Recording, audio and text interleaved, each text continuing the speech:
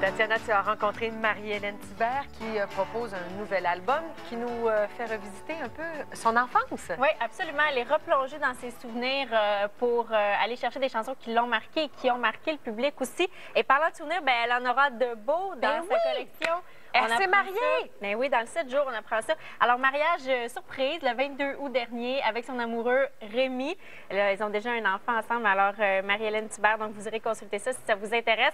Moi, je l'ai rencontrée cette semaine, Marie-Hélène, à l'école Marie-Favry. C'est dans l'arrondissement Villeray à Montréal et c'est l'école primaire où elle est allée et qui l'a marquée. Voici le fruit de notre rencontre. Ici, c'est mon ancienne école primaire. En fait, j'ai fait juste 5e année, 6e année ici, mais c'est l'école que j'ai le plus de souvenirs, de beaux souvenirs. C'était quel genre d'élève au primaire? Bien, j'étais lunatique. J'étais très lunatique. J'étais gênée aussi. Puis, c'est ça. Tu sais, j'aurais aimé ça dire que j'écoutais, que j'étais l'élève parfaite, mais non, c'est ça. Je dessinais pendant que les profs parlaient. Puisqu'on se replonge dans ta jeunesse, aujourd'hui, on t'a demandé d'apporter avec toi quelques souvenirs de quand tu étais jeune, OK? Fait qu'on va commencer. Tu as un gros sac. Bien là, j'ai mon toutou. Ça, c'est quand j'étais très jeune, OK? Oui, il est très laid, OK? Vraiment, là, puis il est tout poussiéreux en plus. Ça, ma mère, elle essayait de m'acheter d'autres toutous, des super beaux toutous que j'ai encore, mais c'est juste lui que je voulais tout le temps, puis elle était découragée. Il y avait tant que t'aimais? Ben, je sais pas. Il y avait, tu sais, il me semble qu'il a de l'air chaleureux, tu sais. Je sais pas. Il est doux, puis il était toujours dans mon lit à côté de moi. En fait, j'ai la collection complète des Schtroumpfs que j'ai encore, mais en fait, j'en ai perdu depuis des années, mais j'en ai racheté. Même adulte, j'en rachète pour être sûre que j'ai pas mal toute la collection pour ma fille. Ben, le livre aussi sur la gymnastique ici, là, qui a l'air vraiment beau. Ça, là, c'est... Moi, j'ai toujours, avant de vouloir être chanteuse, là, je voulais être gymnaste. Ben, comme pas mal toutes les petites filles, finalement. J'ai fait combien d'années? J'ai fait 6-7 ans de gymnastique artistique. J'ai fait des compétitions aussi.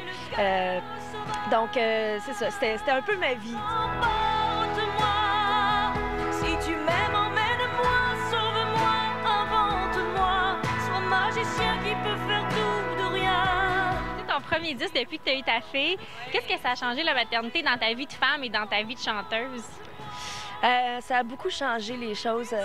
Puis c'est sûr que ça sera toujours ma fille la priorité avant ma carrière, avant moi.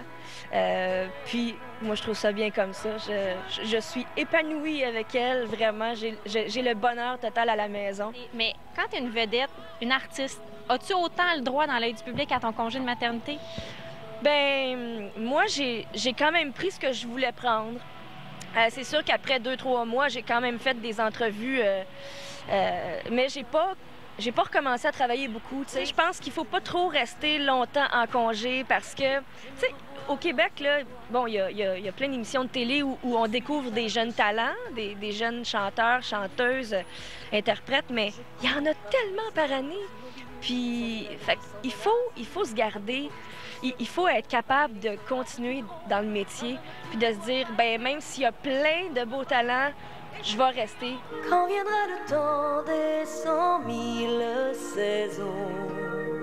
100 000 chansons, ça évoque quoi ce titre-là pour toi? Ah mon Dieu, en gros, là, ça évoque les 100 000 chansons que j'aime dans la vie. C'est pour ça que c'était dur de choisir 12 chansons pour cet album-là. Il y en a qui disent on est tanné des albums de reprise. Comment tu défends ton choix? Ça fait 10 ans que je fais des spectacles et les gens adorent mes chansons pop, plus rythmées, tout ça en show. Mais là où ils se lèvent, là où ils applaudissent, ils me font des ovations, c'est quand je chante du Brel, du Félix Leclerc, du Claude Léveillé. L'amour revient de guerre, la tête de travers, mais le cœur à l'endroit. Lors du premier extrait, l'amour a pris son temps. Là, je suis sûre que tu as fait plaisir à toute une génération et même plus. Cette chanson-là avait tellement dire beaucoup pour ceux qui ont aimé La Guerre des Tucs. Je me souviens entre autres du chien qui meurt dans le film et que à chaque fois que je le réécoutais le film, j'allais me prendre du jus pendant que le chien en tout cas. Aujourd'hui, on voit que ça vient de chercher. C'était vraiment une chanson pour enfants. Et là, on l'a vraiment remis pop adulte. Donc, puis moi, j'avais confiance. L'amour a pris son temps.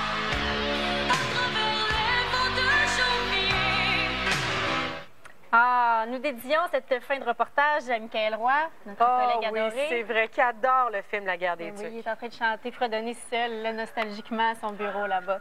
C'est pour toi, ça, mon Mick. Vous découvrirez la version de L'amour a pris son temps de Marie-Hélène Thibert sur son album. C'est en vente à partir de mardi. Ouais. Merci beaucoup, Tatiana. Super belle découverte.